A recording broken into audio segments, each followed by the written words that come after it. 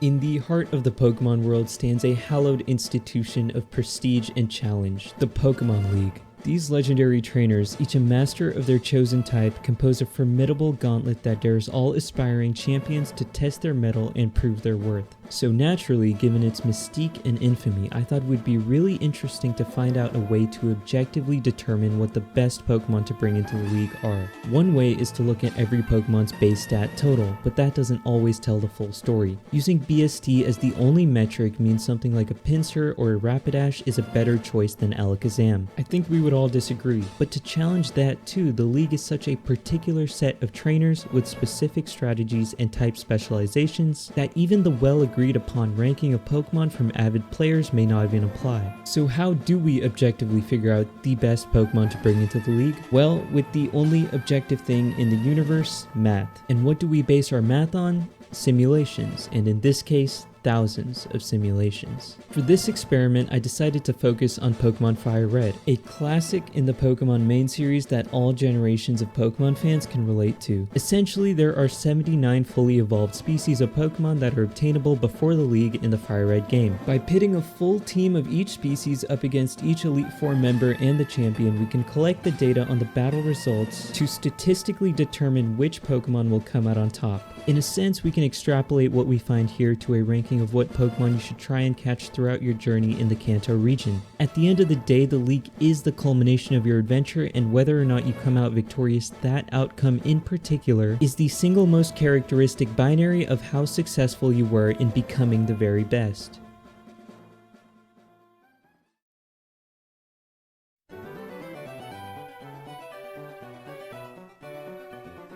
Okay, let's talk logistics. By the way, if you'd like to skip straight into the ranking, feel free to do so, as this section is mostly a description of the methods I used for this entire process. First, sample size. I decided to run 20 samples or battles per species per league member. That adds up to 100 battles for each Pokemon. This also conveniently lets us look at some of the end results in terms of direct percentages. Like I mentioned before, there are 79 fully evolved species that one can obtain prior to the Pokemon FireRed Elite Four. So all in all, there were nearly 8,000 battles simulated. Second, how will the battles work? The first issue was choosing the level at which our test Pokemon would be. I believe there's an optimal point at which we would get the most diversified results. For example, if every Pokemon were level 80, then the data would be very skewed to one side, as it wouldn't be much of a challenge for them to win. On the opposite side, if every Pokemon were level 40, then we'd have the reverse problem. After a little bit of tinkering around, I decided to make all of the Pokemon level 63, the same level as the champion rival's Ace starter. Next, let's talk about how I handled the movesets. A Pokemon's moveset can 100% make or break their performance in this test. You see, the game could automatically generate movesets for our Pokemon, but these are restricted to only their level up learn set. If you've seen some of the level up learn sets in FireRed and Leaf Green, then you'd understand why we need a different approach. TMs are almost always a necessity, and some tutor moves can be useful as well. But all in all, randomly picking 4 moves from the combined pool of natural, TMHM, and tutor learn sets of a Pokemon produces some pretty bad results. The game would have no rhyme or reason to give a Charizard Flamethrower over Scratch, and I'm pretty sure all of us would rather have Flamethrower. The happy medium I chose was to generate every moveset with an algorithm I had written which biases moves based on 3 characteristics: whether or not is learned by level up, if it is a stab move, and the amount of damage the move deals. I won't go into the ins and outs of it, but I will say that it redistributes movesets in the general direction that a typical player would prefer, while also maintaining a notable element of randomness to it. Now for the question of the hour, how am I going to run the battles? Am I going to be the one battling the Pokemon League 7,900 times over? No, of course not. Not just because I cannot physically do that, but also because we don't want even an ounce of human thought, strategy, or bias in the turn-making process in order to make this a truly objective ranking. I figured that it was only fair to put the players' battle decisions through the exact same AI thinking structure controlling the battle decisions for the Elite Four and Champion. To put it simply, there's an algorithm in the game's source code which determines how our opponents choose their next move, and basically I just injected that same algorithm into the player turn-making function in my ROM's code. Finally, just to cover all of the bases, on the player side, all of the IVs and natures are randomized, and the EVs and experience gain are set to 0, and on the opponent's side, item use is disabled, and the champion rival will, with equal probability, either have his Venusaur, Charizard, or Blastoise set. At this point, all I had to do was write up an emulator script to spam A and collect data from the game's memory, and to sit back and wait.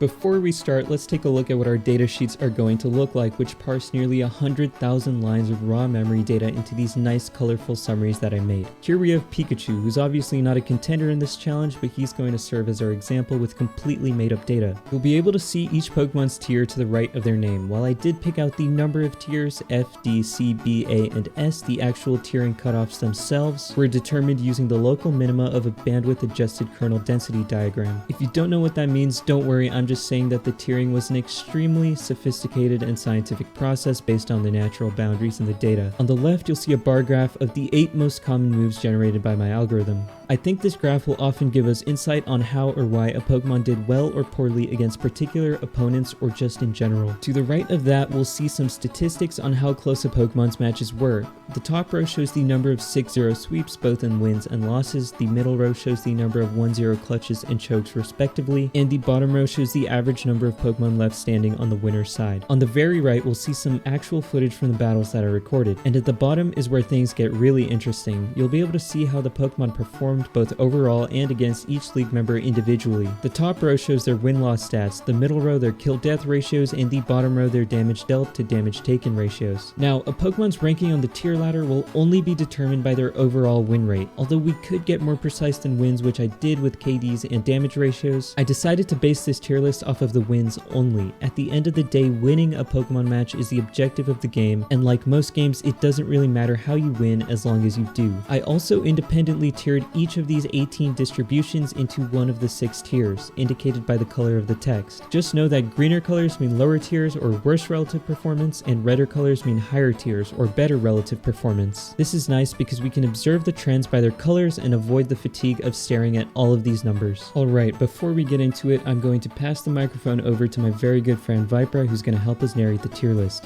I know there's a lot to take in, and we'll be moving pretty quickly, so feel free to pause the video at any point to take a closer look. With all that being said, let's get started.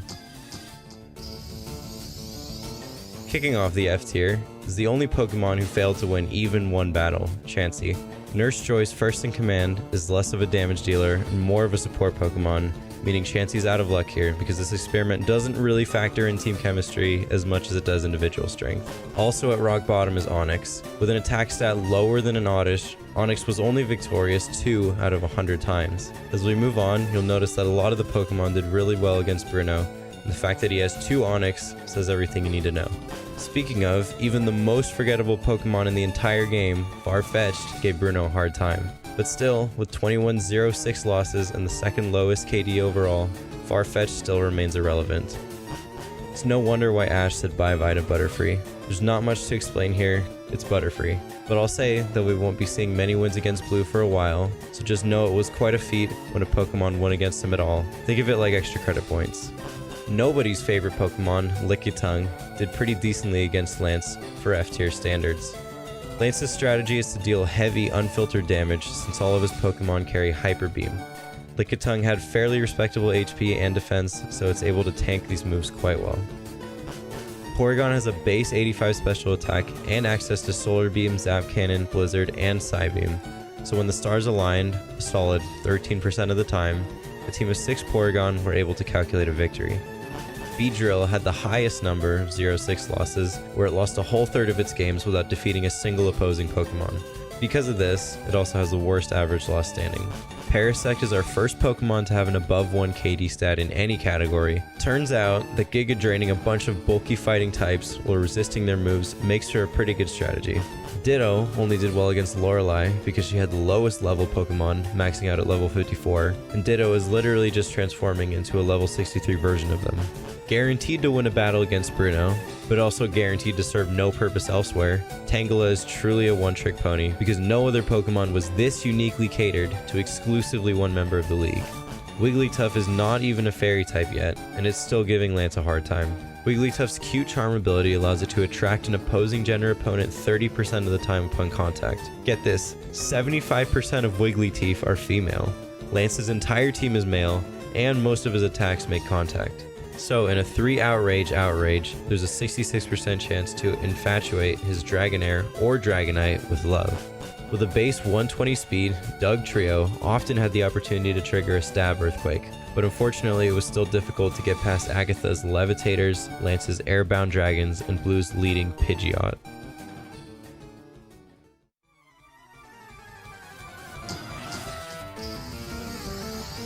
A fitting accomplishment for moving up the ranks, Vileplume is our first Pokemon to go 20 for 20 on all of its battles against any Elite Four member. Able to resist Bruno's fighting attacks, Vileplume and its flagship Petal Dance allowed it to achieve an impressive 2.5 KD against him. We don't need a self-scope to see that Marowak's ground and normal type moves are not too helpful in the league. Its most common move of another type was Ice Beam at an 8% appearance rate, so sometimes Lance had a bone to pick with Marowak. With an extremely limited move pool and mediocre stats, Sandslash faces similar challenges to both of its fellow pure ground types Dugtrio and Marowak. Of the three, it has the highest base stat total, giving it a natural upper hand over the other two. Raticate had one of the highest damage ratios relative to its KD. Its most common move was Endeavor, which deals more damage the lower the Raticate's current HP is. Its third most common move, Super Fang, will always have the opponent's HP, so mathematically speaking, Super Fang spam could never actually defeat the opponent, thus prioritizing damaging over actually killing. The biggest advantage Victory Bell had over its Grass Poison type counterpart, Vileplume, is the fact that it's faster than Lorelei's Dugong and Lapras. So while Vileplume was just constantly being Ice Beamed to death before it could even attack, at least Victory Bell could land a super effective Razor Leaf or two. The one and only good move in Arbok's Generation 3 Learn Set is Sludge Bomb, which it learns by a TM you can only obtain in the Sevi Islands after you beat the Elite Four. For a King Cobra, Arbok is all bark and no bite, well at least a little bit of bite. Executor's 4.55 Bruno KD was the 5th highest KD against any single league member. This means that on average, it only took one Executor to faint per battle in order to win, which is insane for a D-tier Pokemon. Let's look past Golem stats against Lorelei for a second. I promise you it gets funnier very soon. On the bright side, Golem had an above 1 KD against Lance as his Hyper Beams barely made a scratch to its rock-solid body, so he had to resort to his fatigue-inducing Outrage.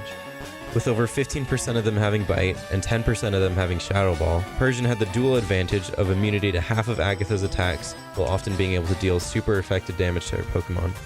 As I hinted to earlier, Rhydon did even worse against Lorelei than Golem. With the worst possible performance against any one opponent in the entire simulation, Rhydon did not land a single attack in any of its 20 battles with her. Each one had the exact same outcome. Rhydon was outsped by her Dugong, which used Surf to deliver a 4x super effective one-hit KO. Thus, Rhydon had 0 wins, 0 kills, and 0 damage dealt.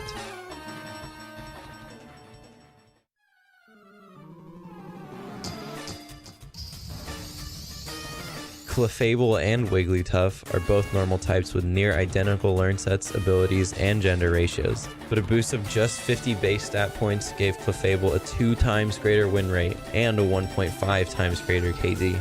Against Lorelei, Hitmonlee had the 5th highest KD and 4th highest damage ratio. As a fast fighting type sweeper, it's the perfect battler to get a kick out of Lorelei's glacial ice types. Jinx is our lowest ranking psychic type. When hit with any sort of physical attack, Jinx just instantly disappears into oblivion due to its abhorrent base 35 defense stat. Golbat were commonly getting moves like Bite and Astonish that are super effective against Agatha's ghost types, while its poison type was cutting her move options in half. As a result, Golbat had the best performance we've seen against Agatha so far. The absence of a physical special split in Generation 3 is unfortunate for our inaugural fire type Rapidash. Its base 105 speed and paralyzing bounce attack, however, were critical contributors to its 42 wins. Deja vu, because Flareon's insane 130 base attack is a total waste when its most common physical moves are Quick Attack and Smog. A waste of so much potential for our first Pokemon to actually defeat the champion. Funny story about Scyther. Every single battle against Lance had the exact same sequence of events. Enter Aerodactyl's Ancient Power, and the Scyther couldn't do anything but watch those spellbound rocks crash into their frail bug bodies. Hitmonchan is the ever so slight winner of the Hitmon sibling rivalry due to Chan's access to the elemental punches in addition to a lack of access to a move that will cause it to keep going and crash. Inheriting the best of both Hitmons, Primeape's overall balance stats and reliable 63 damage seismic tosses gave it a bypass through some fighting type resistors in Agatha and Lance's teams. Weezing could have done a lot better with Agatha if its typical instinct wasn't to self-destruct. Here, the AI kept spamming Substitute until it ran out of PP, and then resorted to his last move, Self-Destruct, in an effort of failed martyrdom. Truly one of the saddest Pokemon moments. A weird quirk of Kanto's elemental stone evolving Pokemon was their extremely limited movesets. For Ninetales, it was no different. Power 40 Ember and Power 15 Fire Spin did not do Ninetales' 505 BST justice. Choosing Bulbasaur as your starter is setting you up for failure because Venusaur is the worst performing starter in the league. But it's also the best performing grass type, a jack of some trades, but a master in one. Fun fact about Pinsir. In Generation 3, it doesn't get any bug type moves at all, so it really just acted like a fighting type or a normal type without stab. But at least its guillotines were fun to watch. Kingler comes in with a clean 50-50 win-loss record. Kingler is also the lowest ranking water type, in part due to its very low base 50 special attack, unable to fully realize the power of its bubbles and bubble beams. Agatha's Gengar is one of the most obnoxious opponents ever. It keeps spamming double team, so by the time we rolled a Machamp that actually knew a non-fighting type move, Gengar was still basically immune to every attack Machamp had with its evasiveness through the roof. Tied with its C-tier crustacean companion Kingler, Amistar is not as much of the holy helix as we thought it was. On your next run through, maybe you should opt for the Dome Fossil. Venomoth is our highest ranking bug type, with access to the multi-stat boosting Silver Wind move, a base 90 special attack, and Psychic and Psybeam. Venomoth is the dark horsefly of this challenge. Looking for a Pokemon to fly around on? Maybe don't catch that Route 1 Pidgey this time because Pidgeot had a pretty mediocre performance and has too many close games to justify it as both a flyer and an adequate fighter. Hypno's Insomnia ability completely invalidated Agatha's primary strategy, putting the player's Pokemon to sleep. It also cures the bear from self-induced sleep, meaning rest was a free full restore galore for Hypno.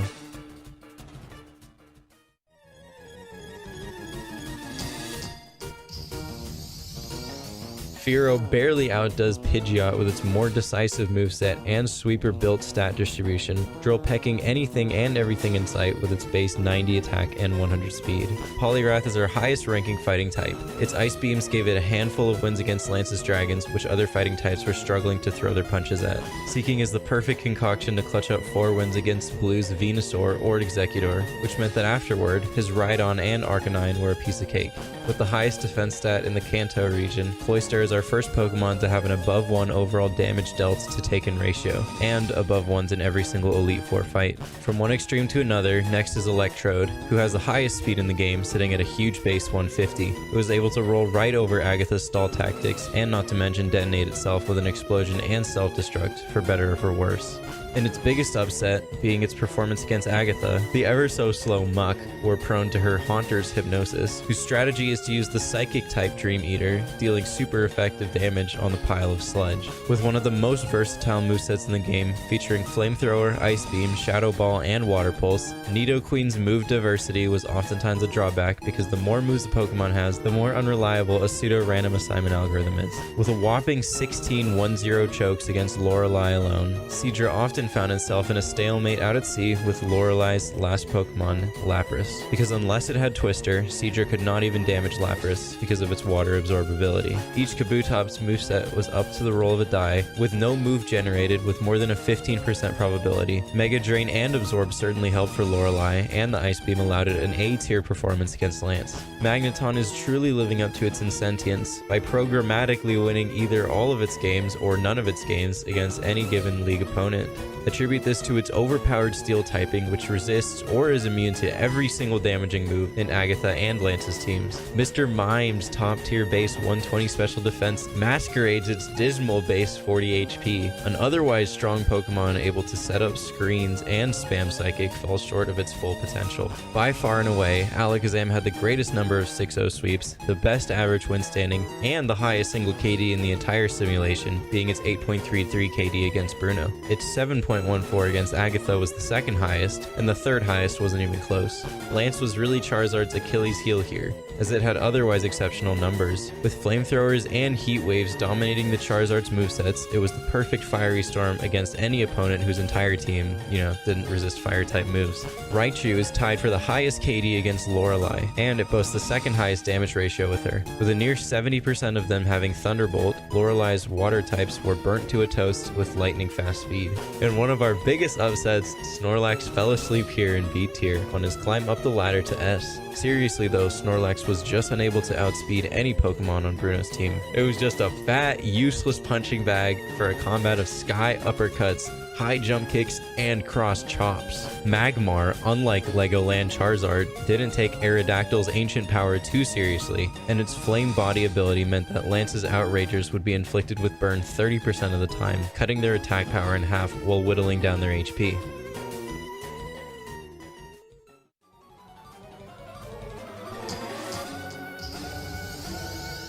With 3 heads, tri-attack, and winning 2/3 of its battles, Dodrio is a triple threat in the Pokemon League. Dodrio's base 110 attack and speed stats, 1.1 damage ratio, and 1.11 KD are all proof that it's the strongest of the normal flying type Kanto trio. Gengar, infamous pre-physical special split for having no stab use with its prime base 130 special attack, still found its niche against every league opponent. It's immune to 3 common types, normal, fighting, and ground, and it often picked up moves like Psychic, Giga Drain, and Thunderbolt. A light screen using Electabuzz had impeccable special attack resistance. At the same time, its static ability posed a threat to physical attackers, paralyzing them 30% of the time. Every Jolteon was a lightning-fast Thunder user, so it was able to play with Lorelai's team like a dog toy. Against her, Jolteon boasts the gold medal number of 5 sweeps and the highest damage dealt to taken ratio. Like Nidoqueen, Nidoking had access to a lot of different moves, but unlike Nidoqueen, Nidoking's higher attack and speed stats enabled it to better embrace the sheer power of said moves. Based on Golduck's higher than expected ranking and its poor performance against Ghost user Agatha, it clearly walks like a Psychic type and it quacks like a Psychic type. So then how must it not be a Psychic type? An actual water Psychic type, Slowbro, contrary to how aloof he is, was actually dodging most stall tactics in the league. Its Oblivious and Own Tempo abilities rendered Jinx's Attract as well as Lapra's and Gengar's Confuse Rays completely useless. In Generation 3, Tauros is guaranteed to have the extremely broken Intimidate ability, a team of 6 lowering the opponent's attack upon every single sendout, along with its base 100 attack and Stab, Thrash, and Takedown, was a parade of victories for these bulls. Kangaskhan is the perfect counter for Lorelai's godforsaken Jinx. Kangaskhan is fully female, so it's immune to Jinx's Attract, and it has the early bird ability, so it'll wake up a turn or two early from Jinx's Sweet Kiss just in time to Mega Punch its revolting face.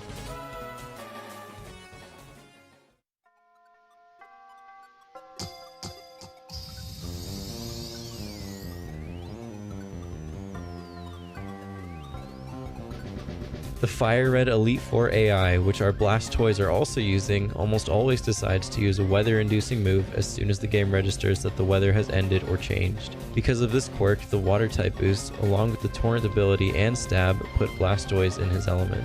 Known as the legendary Pokemon for good reason, Arcanine is the only Pokemon in this game to learn Extreme Speed, an insanely strong 80 power, 100 accuracy priority move. Hit with its base 110 attack, Arcanine is an explosive speeding bullet.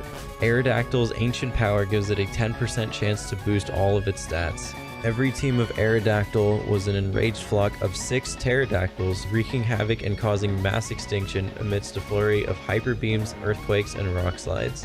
The Sea Dog underdog, Dugong, had the ultimate Cinderella story of this challenge, the first and one of very few Pokemon to achieve above 1 KD in damage ratios against Blue. Dugong defeated the champion an exceptional 15 times. With the highest non-Alakazam KD against Agatha, a 2-to-1 damage ratio, and 5 sweeps, Moltres was just casually burning her Pokemon into molten sludge. The probability of generating a whole team of Moltres without Flamethrower was 0.0013, making it nearly impossible for the legendary Phoenix to not harness the power of the sun. Tentacruel is absolutely insane. Its water poison type is resistant against water, ice, fighting, poison, and many more, tanking through most of the league. Its one and only threat is Blue's Alakazam, but with its base 120 special defense, it's able to take a single super effective Psychic and then deal a 2-hit KO with Hydro Pump. To no surprise, Lapras had the highest KD against Lance, but it also had the second highest KD against Lorelai. So while 4 times resisting Lorelai's ice moves and absorbing her water moves, Lapras was fighting fire with fire, or, I suppose,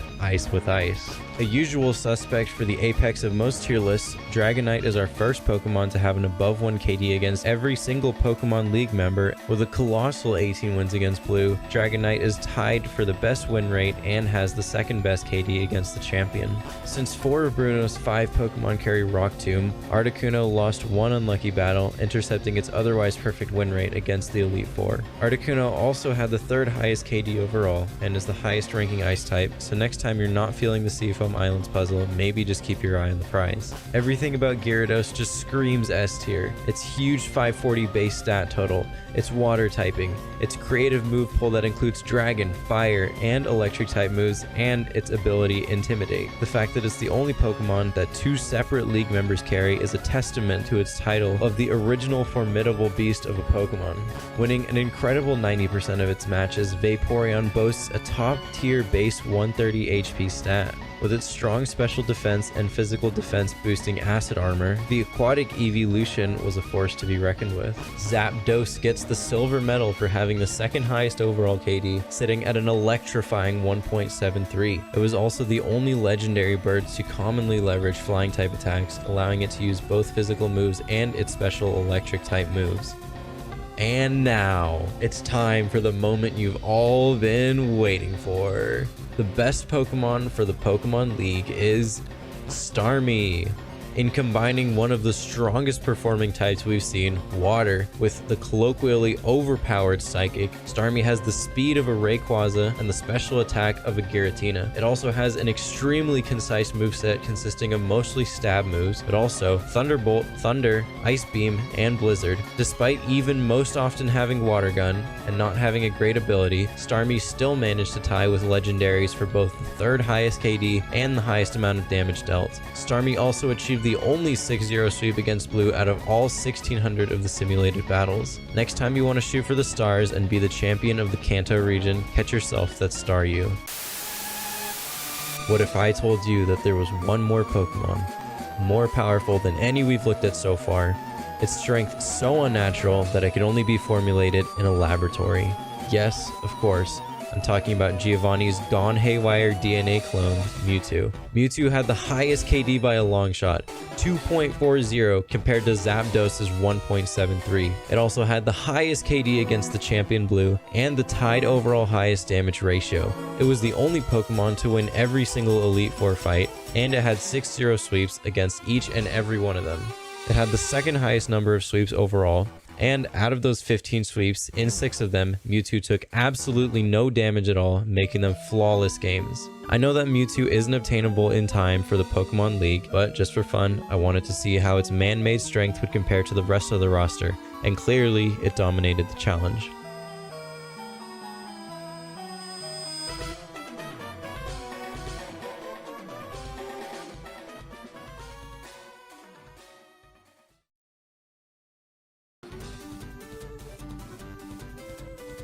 To conclude this video on a more interesting note than a restatement of everything in the last 20 minutes, I thought it would be fascinating to look at the data holistically. Let's first analyze wins versus base stat total. Here's a question that helped to motivate this entire project. Is BST the true measure of a Pokemon's applicable strength? As we can see, there is a strong correlation between the two.